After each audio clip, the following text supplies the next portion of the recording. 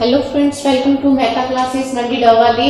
Last के lecture में हम लर्निंग कर रहे थे, जिसमें क्या है हमने अपनी थ्योरीज जो है लर्निंग की वो 2 कर ली थी। आज हम अपनी तीसरी थ्योरी कर रही है, जिसका नाम क्या है, ऑपरेंट कंडीशनिंग थ्योरी।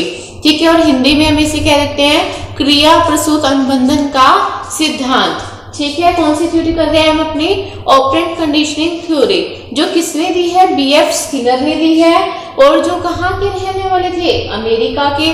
और उन्होंने अपनी जो ये थ्योरी है वो दी किसमें है, कौन सी सन में दी है, 1938 में, 1938 ईयर में। ठीक है, उन्होंने जो अपना एक्सपेरिमेंट है वो किस पे किया था, व्हाइट रैट और व्हाइट पिजन पे, सफेद चूहे और सफेद कबूतर पे। अब यहाँ पे आपके सामने जो इस थ्योरी की अदर नेम है, जिन अनेक नामों से ये थ्योरी जानी जाती है, वो ये रे। सबसे पहला है आरएस थ्योरी। ये मैं भी आपको एक्सप्लेन करूंगी कि इसको आरएस थ्योरी क्यों कहा जाता है। पर थोड़ा सा हम अगर पिछला अपने आप माइंड को थोड़ा सा अपने फ्लैशबैक में लेके जाओ, तो इसी से मिलती जुलती एक थ्योरी थी, जिसका नाम क्या था, एसआर थ्योरी। ठीक है, वो किसने दी थी, ये आपके लिए एक क्वेश्चन है, जिसका जो आंसर है आपने हमें कमेंट सेक्शन में करना होगा। और नेक्स्ट जो है इंस्ट्रूमेंटल लर्निंग थ्योरी, साधनात्मक अनुबंधन का सिद्धांत। ठीक है, और तीसरी है प्रोग्राम लर्निंग थ्योरी, यह कंटीजेंसी ऑफ रिइंफोर्समेंट, पुनर्बलन का सिद्धांत। और बाकी के जो है नैमित्तिक अनुबंधन या फिर कार्यात्मक प्रतिबंध का सिद्धांत। ठीक है, ये रीड में पूछा गया क्वेश्चन है कि जो नैमित्तिक अनुबंधन का सिद्धांत है वो अन्य जो है किस नाम से जाना जाता है, और या फिर वो ये भी पूछ सकते हैं कि जो नैमित्तिक अनुबंधन का सिद्धांत है वो किसके द्वारा दिया गया था। तो ये सारे ही जो है इसमें ये एक ही थ्योरी के नाम है, जिसका नाम है ऑपरेंट कंडीशनिंग थ्योरी। जो दी किसने थी, बीएफ स्किनर ने। कहाँ के रहने वाले थे वो, अमेरिका के। कब दी थी, 1938 में दी थी। उन्होंने अपना एक्सपेरिमेंट किया किस पे था, व्हाइट रैट व्हाइट पिजन, सफेद चूहे और सफेद कबूतर पे। और इनके जो नाम है वो किस नामों से जाने जाते हैं, RS theory, instrumental learning theory, programme learning theory, contingency of reinforcement, नैमित्तिक अनुबंधन, कार्यात्मक प्रतिबंध सिद्धांत। ठीक है, तो सबसे पहले हम अपना एक्सपेरिमेंट स्टार्ट करते हैं कि इन्होंने क्या एक्सपेरिमेंट किया था। कि यहाँ पे थोड़ा सा स्पेस कम होने की वजह से मैं यहाँ पे एक छोटा सा जो है बॉक्स बना देती हूँ। इन्होंने क्या लिया था, एक पिंजरा लिया था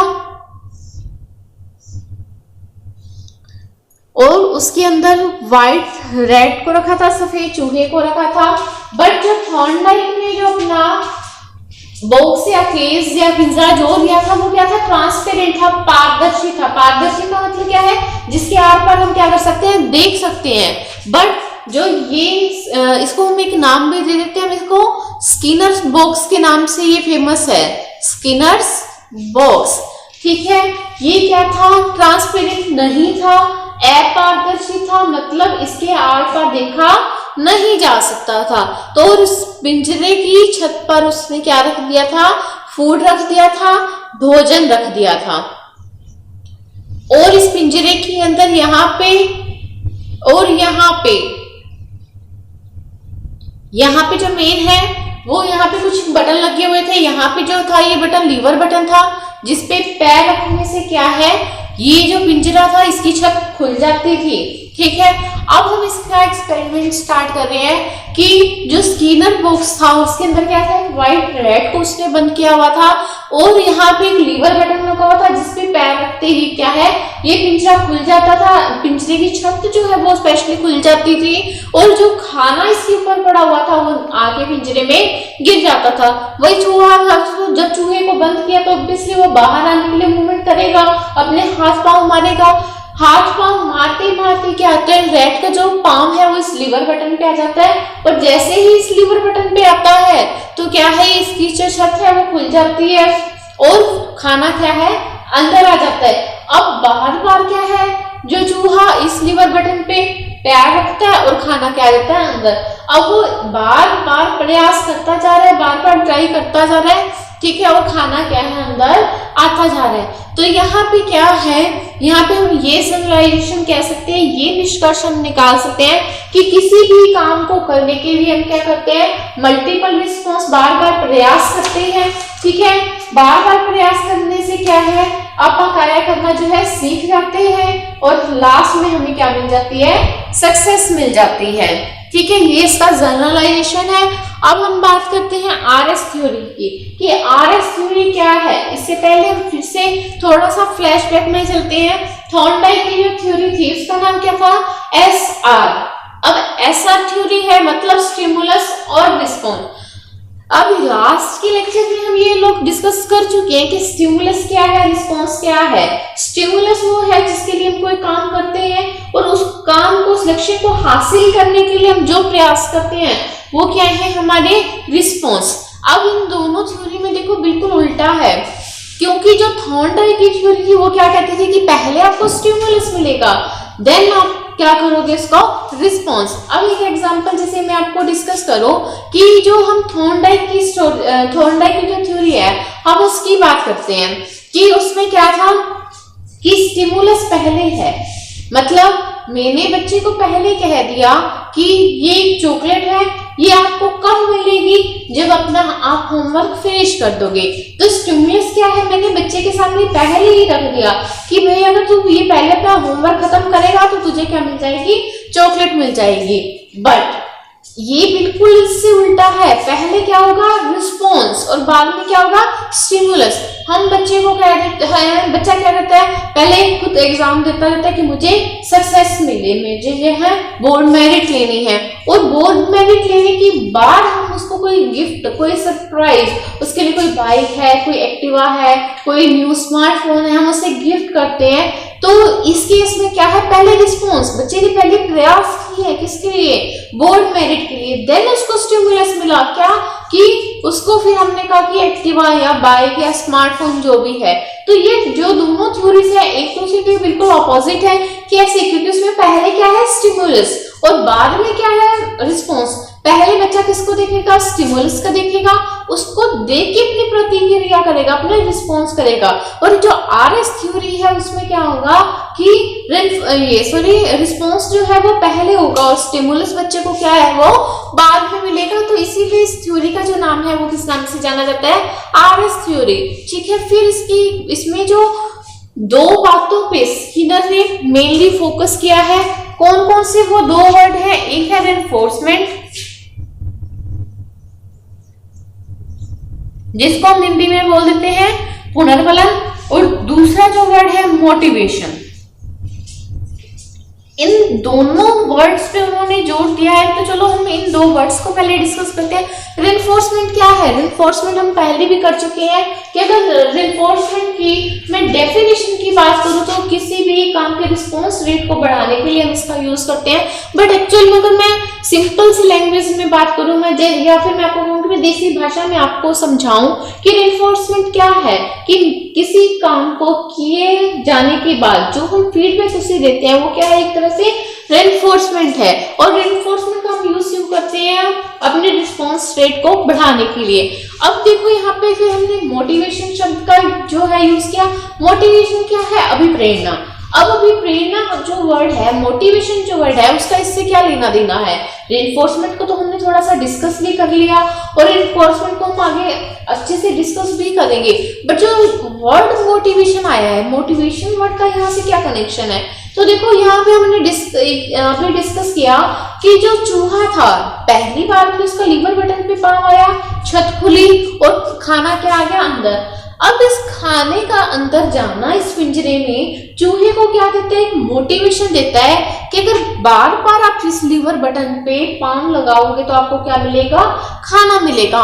तो इस खाने के अंदर जाने को हम क्या कह सकते हैं, चूहे के लिए एक मोटिवेशन कह सकते हैं। तो जो स्किनर है उन्होंने दो वर्ड्स पे मेन फोकस किया अपने थ्योरी में, किस पे, रेनफोर्समेंट पे और मोटिवेशन पे। देखो यहाँ पे मैंने एक स्पेशल नोट भी लिखा हुआ है कि जो रेनफोर्समेंट वर्ड है, क्या, रेनफोर्समेंट वर्ड, ध्यान से सुनो, सिर्फ मैं क्या कह रही हूँ, रेनफोर्समेंट वर्ड वो किसने दिया है? स्किनर ने। बट अगले लेक्चर में हम रेनफोर्समेंट की थ्योरी पढ़ेंगे, वो स्किनर ने नहीं दी। रेनफोर्समेंट की जो थ्योरी है वो किसने दी है? सीएस हल ने दी है। ठीक है, कंफ्यूज नहीं होना है। Only and only the word reinforcement is given by BF Skinner, but reinforcement theory is given by CS हल। ठीक है, तो इनमें हमें कंफ्यूज नहीं होना। हमने यहाँ पे रेनफोर्समेंट का जो है वो वर्ड डिस्कस कर लिया, मोटिवेशन वर्ड डिस्कस कर लिया। तो यहाँ पे मैंने दो बुक्स के नाम लिखे हैं जो किसने दिए हुए हैं? स्किनर के द्वारा लिखी गई है। जो पहली बुक है वो कौन सी लिखी है? The behaviour of organism. The behaviour of organism. कई बार क्या है, एक नंबर में हमसे बुक्स भी पूछ लेते हैं कि जैसे अभी हमने लास्ट वीडियो में जब गैने की लर्निंग थ्योरीज की थी तो गैने ने भी एक बुक लिखी थी। ये भी सेकंड क्वेश्चन है आपका आज की वीडियो में। ठीक है, पहला क्वेश्चन हम डिस्कस कर चुके हैं जो आपको कमेंट बॉक्स में जिसका रिप्लाई करना है।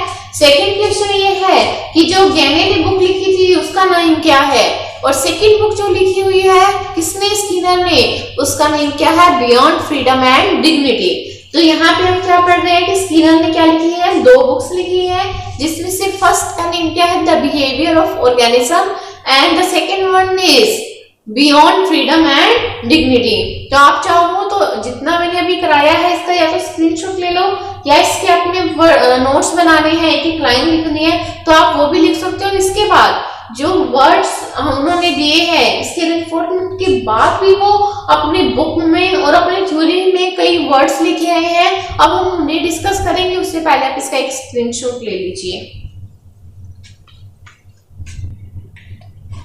तो हम स्टार्ट कर रहे हैं, हमारा इसी थ्योरी का ही एक सब टॉपिक है। कौन सा? टाइप्स ऑफ रेनफोर्समेंट, पुनर्बलन के प्रकार। पुनर्बलन जो है, रेनफोर्समेंट जो है उसके हमने यहाँ पे दो टाइप्स किए हैं, कंटिन्यूस और अनकंटिन्यूस। देखो नाम से ही पता चल रहा है, कंटिन्यूस का मतलब क्या है? लगातार। अनकंटिन्यूस का मतलब क्या है? जो लगातार नहीं है, कंटिन्यूस नहीं है। तो देखो मैं इसको, जो ये वाला चार्ट है ये आपको कैसे समझ में आएगा? ये एग्जांपल के थ्रू आपको समझ में आएगा। तो जो कंटिन्यूस रेनफोर्समेंट है, पहले मैं आपको वो समझाती हूँ। कंटिन्यूस रेनफोर्समेंट क्या होता है कि सपोज कीजिए एक बच्चा है, उसने कोई अच्छा काम किया तो आपने उसको क्या कर दी? चॉकलेट दे दी, पहली चॉकलेट। उसने फिर कोई अच्छा काम किया, आपने एक और चॉकलेट दे दी। जैसे जैसे वो अच्छा काम करता जा रहा है आप उसको क्या देते जा रहे हो? चॉकलेट देते जा रहे हो। कॉन्टिन्यू रेनफोर्समेंट उसको क्या है? मिलता जा रहा है। हर अच्छा काम करने पे उसको क्या मिलती जा रही है? चॉकलेट मिलती जा रही है। अनकंटिन्यूअस, अब आप क्या बन गए? सयाने बन गए। आपको लगा कि नहीं बच्चा तो ऐसे बिगड़ जाएगा, वो हर काम करेगा और सोचेगा कि मुझे चॉकलेट मिलेगी, और वो चॉकलेट के लालच में ही काम करेगा। अब इन केस आपके पास चॉकलेट नहीं है तो आपका काम भी नहीं होगा। अनकंटिन्यूअस, अनकंटिन्यूअस में क्या होगा कि आपने चॉकलेट हर काम पे नहीं दी। एक काम किया, चॉकलेट दे दी। दूसरे काम पे आपने इसको चॉकलेट नहीं दी। तीसरे काम पे आपने इसको चॉकलेट दे दी। ठीक है, जब आप उसको लगातार चॉकलेट नहीं दे रहे तब वो कौन सी है? कॉन्टिन्यूअस। और जब आप उसको हर काम पे चॉकलेट दे रहे हो वो कौन सी हो जाएगी हमारी? कॉन्टिन्यूअस। और हर काम पे जब चॉकलेट नहीं दे रहे हैं तो अनकंटिन्यूअस। ठीक है, क्लियर? अब जो अनकंटिन्यूअस है वो किससे सॉरी उसके फिर से टू टाइप्स हैं। कौन कौन से? Interval and ratio. किसके टाइप है? अनकंटिन्यूअस के। कौन कौन से? Interval and ratio. जो इंटरवल है ये किससे रिलेट करेगा? हमारा टाइम से। और जो रेशो है ये किससे करेगा? क्वांटिटी से। ठीक है, जो इंटरवल है वो किससे रिलेट करेगा? हमारा टाइम से। और जो रेशो है वो किससे रिलेट करेगा? हमारा क्वांटिटी से। तो चलो मैं एग्जांपल देती हूँ आपको कि जो इंटरवल अनकंटिन्यूअस रेनफोर्समेंट है उसमें क्या होगा कि सपोज उसमें हम क्या करेंगे कि बच्चे को जो आप फीडबैक के रूप में जो चॉकलेट दे रहे हो, ठीक है, वो किस पे डिपेंड करेगी? आपके टाइम पे डिपेंड करेगी। किस पे डिपेंड करेगी? टाइम पे। कि जैसे आपने क्या किया, बच्चे को हर 1 घंटे बाद दे दी चॉकलेट। ठीक है, फिर से मैं बता रही हूँ, बस आपने जो बातें ध्यान रखनी है इसमें वो ये है, इंटरवल को आपने किससे रिलेट करना है? टाइम से करना है। और रेशो को आपने किससे करना है? क्वांटिटी से करना है। अब इंटरवल है तो क्या होगा, आपने डिसाइड कर लिया कि मैंने बच्चे को आए 6 घंटे बाद एक चॉकलेट देनी है, तो वो क्या हो जाएगा, एक इंटरवल। बट जो रेशियो वाला है, रेशियो किससे रिलेट करेगा, क्वांटिटी से करेगा, ठीक है। उससे पहले हम रेशियो को स्टार्ट करने से पहले हम इंटरवल के ही दोनों जो पार्ट्स हैं उसको डिस्कस कर लेंगे, देन हम कंप्लीट पोर्शन किसका डिस्कस करेंगे, रेशियो का। यहाँ पे हम देख रहे हैं कि इंटरवल के फिर से कितने टाइप्स हैं, 2 टाइप्स हैं, फिक्स्ड और वेरिएबल। फिक्स्ड कौन सा है, जो फिक्स बिल्कुल निश्चित है।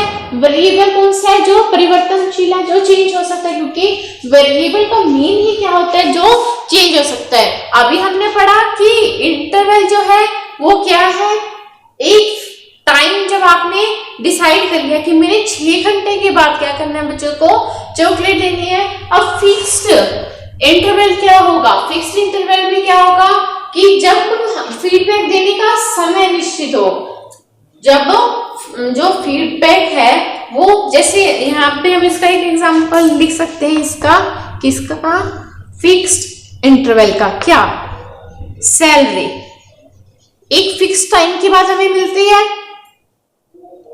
तो ये किसका एग्जांपल हो जाएगा, हमारा फिक्स्ड इंटरवल का। क्या एग्जांपल है ये, सैलरी। अब हम करेंगे, क्या है क्या हमारा इंटरवल का सेकंड टाइप, जो कौन सा है, वेरिएबल। ये क्या कहता है कि जब फीडबैक देने का समय निश्चित ना हो, कि बच्चे को कभी जब मैंने 1 घंटे बाद ही दे दी चॉकलेट और कभी 1 दिन भी मेरा निकल गया, ठीक है। अब इसका एग्जांपल तो क्या लिखूं, आप खुद ही लिख लीजिए कि जो वेरिएबल इंटरवल होगा उसमें क्या है, कभी तो आपने 1 घंटे बाद ही बच्चे को चॉकलेट दे दी और कभी देखा कि चॉकलेट का स्टॉक तो खत्म होता जा रहा है, आपने उसको 1 दिन छोड़ के चॉकलेट देनी स्टार्ट कर दी, तो वो कौन सी हो जाएगा, हमारा वेरिएबल इंटरवल। बोलो क्लियर हुआ है, नहीं हुआ। अभी हम किसके पार्ट्स कर रहे थे, इंटरवल के 2 पार्ट्स है, फिक्स्ड और वेरिएबल। फिक्स्ड इंटरवल में क्या होगा, जैसे आपकी सैलरी है, एक फिक्स टाइम के बाद आनी ही तय है, और वेरिएबल क्या है, जिसमें टाइम फिक्स ना हो के चेंजेबल हो। जैसे मैंने आज तो मेरे पास चॉकलेट्स का स्टॉक बहुत सारा था, तो मैंने बच्चे को 1 घंटे बाद ही चॉकलेट दे दी, और जब मुझे दिखा कि अरे ये तो बहुत चॉकलेट्स खा रहा है, चॉकलेट्स का स्टॉक जो है वो खत्म होता जा रहा है, तो मैंने क्या किया, बच्चे को 1 दिन छोड़ के जो है वो चॉकलेट देनी स्टार्ट कर दी। तो यहाँ पे मेरा इंटरवल कंप्लीट हुआ। अब हम कर रहे हैं रेशो। रेशो का मैंने आपको पहले ही बताया, हम किससे रिलेट करते हैं, क्वांटिटी से करते हैं इसको, मतलब मात्रा से। जो बच्चे को दी जाने वाली जो फीडबैक है वो किस पे डिपेंड करती है, क्वांटिटी पे, कि भी आप उसको कितनी क्वांटिटी दे रहे हो, तो वो कौन सी हो जाएगी, हमारी रेशो एंड कॉन्टिन्यूअस, ठीक है। रेशो में भी फिर से 2 है, फिक्स्ड और वेरिएबल। फिक्स्ड रेशो कौन सा होगा, जैसे आपने डिसाइड कर रखा है कि ये जितने भी अच्छे काम करे, हर काम के लिए मैंने इसको कितनी देनी है, 2 टॉफीज देनी है। हर काम के लिए मैंने कितनी डिसाइड कर रखी है, 2 टॉफी मिलेंगी ना, 3 मिलेंगी ना, 1 मिलेंगी, फिक्स कर रखी है कितनी, 2। वेरिएबल, जब देखा कि डिब्बा टॉफियों का नया नया आया है, तो कभी तो 4 टॉफी दे दी, और जब टॉफीज का डिब्बा खत्म होने लगा तब मैं कितने पे आ गई, 1 टॉफी पे आ गई। बोलो क्लियर हुआ नहीं हुआ। चले रिवीजन पे। रिवीजन में हम क्या कर रहे थे, रेनफोर्समेंट के टाइप 2 टाइप्स हैं, कॉन्टिन्यूस और अनकॉन्टिन्यूस। कॉन्टिन्यूस में क्या हो जाएगा, जब मैं हर काम के लिए जो चॉकलेट है वो देती जा रही हूँ कॉन्टिन्यू, और जब मैंने देख लिया कि बच्चा चॉकलेट्स पे तो हिल गया है, ये तो बिना चॉकलेट के मेरा कहना ही नहीं मानेगा, तो कभी चॉकलेट दे दी और कभी नहीं दी। फिर अनकॉन्टिन्यूस के 2 टाइप्स हैं, कौन कौन से, इंटरवल और रेशो। इंटरवल किससे रिलेट करता है, टाइम से, समय से, और जो रेशो है अनुपात, वो क्वांटिटी मतलब मात्रा से। फिर है इंटरवल के 2 टाइप, फिक्स्ड और वेरिएबल। जब कोई फीडबैक है निश्चित समय के अनुसार दी जा रही है, देन वो फिक्स्ड इंटरवल है। जैसे हमारी सैलरी आई महीने के एंड में आ जाती है, और वेरिएबल जिसमें टाइम डिसाइडेड नहीं होता, कभी आपने क्या कर दिया, 4 दिन बाद दे दी फीडबैक, और कभी 4 घंटे के बाद ही दी। अब वो कितनी मात्रा में आप दे रहे हो, क्या क्वांटिटी दे रहे हो, तो तो वो होती है हमारी रेशियो अनकंटिन्यूअस रेनफोर्समेंट, जिसमें फिक्स ही मैंने फिक्स कर रखा है एक अच्छा काम मतलब 2 टॉफीज। जब वो फिक्स ना हो के चेंजेबल है देन वो वेरिएबल, कि शुरुआत में डिब्बा नया नया आया तो 4 टॉफीज, और जब डिब्बा खत्म होने लगा तब मैं कितने पे आ गई, 1 टॉफी पे आ गई। तो ये थी मेरी टाइप ऑफ रेनफोर्समेंट। अब हम अपना नेक्स्ट जो है वो टॉपिक स्टार्ट कर रहे हैं। तो नेक्स्ट इसी थ्योरी का नेक्स्ट टॉपिक है टाइप्स ऑफ बिहेवियर। जो हमारे स्किनर होते थे उन्होंने व्यवहार की जो है 4 प्रकार बताए कि एक जो ह्यूमन बीइंग है वो 4 तरह के जो व्यवहार है वो दिखाता है अपने, ठीक है। जैसे सबसे पहला जो बिहेवियर है वो है ऑपरेंट बिहेवियर, जिसको हम हिंदी में कहते हैं सक्रियात्मक व्यवहार, रिस्पोंडेंट बिहेवियर अनुक्रियात्मक व्यवहार, वॉलंटरी बिहेवियर ऐच्छिक, इनवॉलंटरी अनैच्छिक, ठीक है। सबसे पहले है ऑपरेंट बिहेवियर। ऑपरेंट बिहेवियर कौन सा होता है, जिसमें क्या है ह्यूमन या किसी भी कोई भी जाति चाहे पशु पक्षी जो भी है, ठीक है, उसके सामने स्टिमुलस नहीं होता। अब देखो आपने कंफ्यूज नहीं होना, हमने ऑपरेंट कंडीशनिंग की अभी थ्योरी की थी, कर भी रहे हैं। ऑपरेंट जहां पे भी आ जाता है उसका सीधा सीधा संबंध किससे हो जाता है, स्किनर से। तो उसमें उस थ्योरी में भी क्या है, चूहे को नहीं पता होता कि उसकी जिस पिंजरे के अंदर वो क्या है उसके ऊपर खाना पड़ा है। और नेक्स्ट है रिस्पोंडेंट बिहेवियर। जब हम स्टिमुलस को देख के जो रिस्पॉन्स करते हैं, जो बिहेव करते हैं, वो हमारा कौन सा जाता है, रिस्पोंडेंट। जैसे थॉर्नडाइक की बिल्ली, उसको तो पता था क्योंकि ग्लास क्या था, सॉरी इसका जो बॉक्स था वो क्या था, ट्रांसपेरेंट था, उसको दिख रहा था कि सामने क्या पड़ा है, मछली का टुकड़ा पड़ रहा है। उस मछली के टुकड़े को खाने के लिए वो अपने हाथ पांव मारी थी। तो उस केस में उस थॉर्नडाइक की जो कैट थी उसके सामने स्टिमुलस क्या था, प्रेजेंट था। तो इस तरह का जो बिहेवियर है वो कौन सा कहलाता है, रिस्पोंडेंट बिहेवियर। जब हम स्टिमुलस को देख के रिस्पॉन्स करेंगे देन वो हमारा कौन सा बिहेवियर हो जाएगा, respondent behaviour. Third one is voluntary behaviour. ऐच्छिक, नाम से पता चल रहा है ऐसा बिहेव जो हम अपनी इच्छा के अनुसार करते हैं, मतलब जो हमारे कंट्रोल में है कि हमने करना है या नहीं करना। डांस, आपका मन है तो डांस करोगे, अगर आप बहुत थके हुए हो तो आप डांस नहीं करोगे। हमारे बॉडी मूवमेंट, जब मेरी मर्जी है तो मैं हाथ हिलाऊंगी, जब मुझे लगा कि नहीं मुझे तो नहीं हिलाने, मैं अपने हाथ को टाई कर लूंगी, नहीं हिलाने तो नहीं हिलाने, किसकी मर्जी। नेक्स्ट है हमारा इनवॉलंटियर अनैच्छिक, जिसपे ह्यूमन का कंट्रोल नहीं होता, जो आउट ऑफ कंट्रोल है। आपकी धड़कन रोक सकते हो, रोकोगे तो सीधा ही ऊपर की टिकट कट जाएगी। फिर है स्नीजिंग, छींकना, आपको छींक आनी है तो वो आके ही रहेगी। उबासी नहीं हमारे कंट्रोल में। तो ये सारे क्या है, हमारे इनवॉलंटियर बिहेवियर है। स्किनर ने बिहेवियर के कितने टाइप्स बताए, 4। पहला ऑपरेंट बिहेवियर, दूसरा रिस्पोंडेंट बिहेवियर, तीसरा वॉलंटियर बिहेवियर, चौथा इनवॉलंटियर। जब स्टिमुलस एब्सेंट है then operant behaviour. Example Skinner की थ्योरी का, जब स्टिमुलस प्रेजेंट है then respondent behaviour. Example Thorndike की जो थ्योरी थी। नेक्स्ट है हमारा, जब हमारे जो एक्शंस हैं वो अंडर कंट्रोल है, हमारी मर्जी से हो रहे हैं। फिर है वो volunteer behaviour like dance, body movements. जब हमारे जो मूवमेंट्स हैं, हमारे एक्शंस हैं वो आउट ऑफ कंट्रोल है देन हमारा इनवॉलंटियर बिहेवियर है। जैसे हमारी हार्ट बीट है, स्नीजिंग है। तो ये हुए हमारे टाइप्स ऑफ बिहेवियर। अब 2 वर्ड्स जो थे उन्होंने, इसको मैं वैसे साफ नहीं कर रही क्योंकि 2 वर्ड्स मुझे बताने, बस उनके नाम ही मैंने नोट करने हैं। एक वर्ड जो दिया था स्किनर ने, ये बहुत बार पूछ लिया जाता है कि एक वर्ड एक्सटिंक्शन, जिसका मतलब है विलुप्त हो जाना। यहीं पे लिख रही हूं मैं ये दोनों वर्ड्स, एक्सटिंक्शन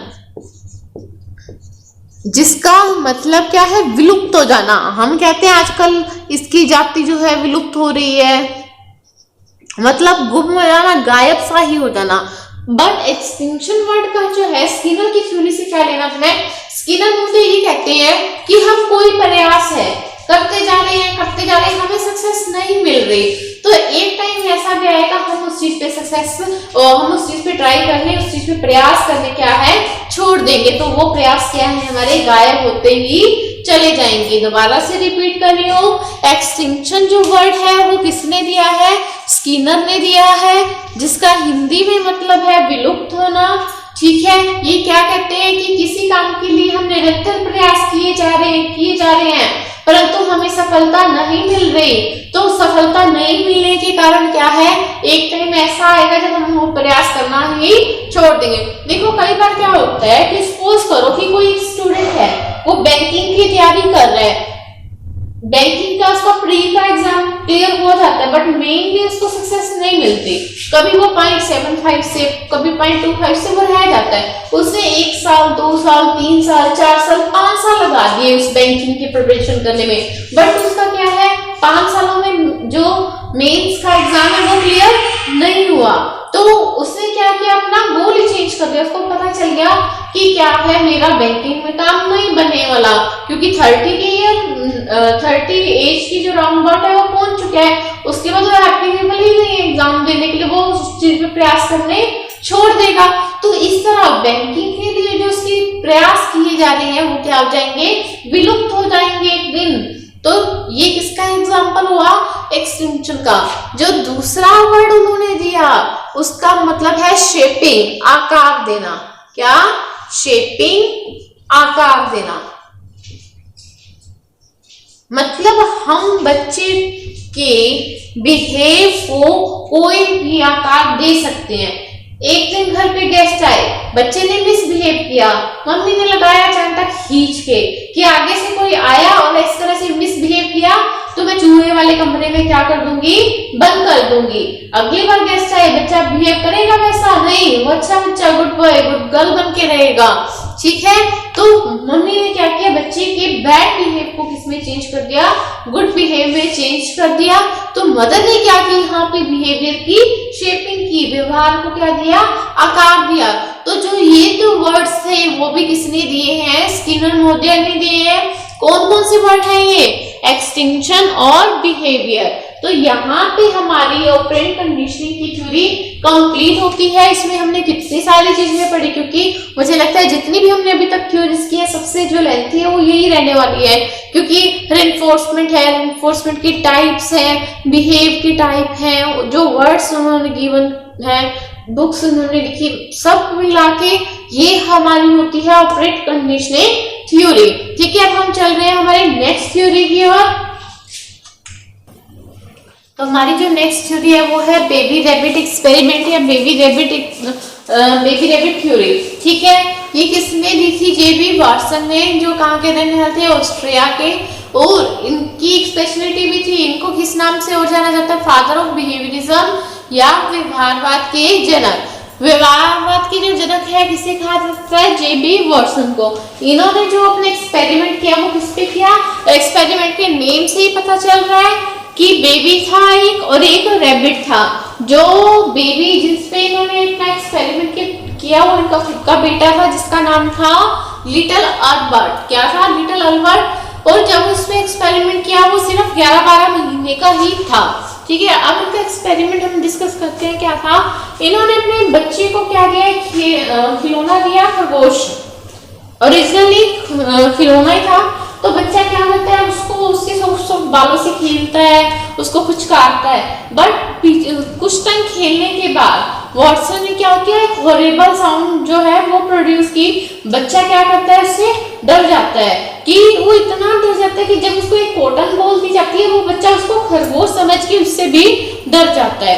तो यहाँ पे जो जनरलाइजेशन था वो ये था कि बच्चा जो है अपने एनवायरनमेंट में सबसे ज्यादा सीखता है, क्योंकि इनका एक कथन था, इनकी स्टेटमेंट थी, इन्होंने खुद ने ये कहा था कि आप मुझे एक बच्चा दो, उसको जो बनाना है मैं बनाऊंगा, चाहे उसको डॉक्टर, चोर, पुलिस, व्हाटएवर यू वांट, जो भी आप चाहते हो, तो मैं उसको ऐसे एनवायरनमेंट में पालूंगा कि बच्चा वही बन जाएगा। जैसे आपने एक स्टोरी भी सुनी हो कि एक मानव जाति का बच्चा जो क्या है, जिसको भेड़िए उठा के ले जाते हैं और भेड़िए उसका लालन पोषण करते हैं, तो जैसे जैसे बच्चा ग्रो करता है वो जो उसका बिहेव है वो किसकी तरह करता है, उस भेड़ियों की तरह खाना, जंप करके चलना। तो इस स्टोरी से लगा लो चाहे इस एक्सपेरिमेंट से क्या कंक्लूजन निकलता है कि हम बच्चे को जिस एनवायरनमेंट में रखेंगे बच्चा वैसा ही बनेगा। अब कई बार क्या है, जैसे किसी के घर में टीचिंग प्रोफेशन के लोग हैं, तो बच्चा क्या है, जरूरी नहीं कि टीचर बनेगा, मैं ये नहीं कह रही कि वो वही बनेगा, बट जो एनवायरनमेंट, अब हम बोलते हैं कि अगर किसी के घर में टोटली इंग्लिश बोली जाती है तो बच्चा ऑब्वियसली अपने आप ही किसको बोलेगा, इंग्लिश लैंग्वेज को। जहाँ पंजाबी बोली जाती है बच्चा वो, क्योंकि ये सब कैसे है, जिस एनवायरनमेंट में बच्चा रहता है वो वैसा ही कैसे बिहेव करता है, वैसा ही उसका व्यवहार हो जाता है। तो जो हमारे जेबी वाटसन जी थे वो ये कहते थे कि जिस एनवायरनमेंट में हम बच्चे को पालेंगे पोसेंगे बच्चा वैसा ही क्या करेगा, व्यवहार करेगा। इसी के नाम पे, इसी बिहाव पे हम उसे क्या कहते हैं, व्यवहारवाद के जनक। तो हमारी जो ये थ्योरी थी ये कोई ज्यादा लेंथी नहीं थी, तो यहाँ पे हमारी ये थ्योरी जो है कंप्लीट होती है। ठीक है, बस इसमें जो याद रखने वाला है वो ये कि ये थ्योरी दी किसने, जेबी वाटसन ने, और उन्हें क्या कहा जाता है, फादर ऑफ बिहेवियरिज्म। ठीक है, और इनकी स्टेटमेंट क्या थी, ये कहते हैं कि आप मुझे एक जन्मजात बच्चा दीजिए और उसको जो बनाना है मैं बनाऊंगा, चोर पुलिस अध्यापक या डॉक्टर जो भी बनाना है मैं उसको ऐसे वातावरण में बड़ा करूंगा कि बच्चा जो है वही बनेगा। Okay, thank you.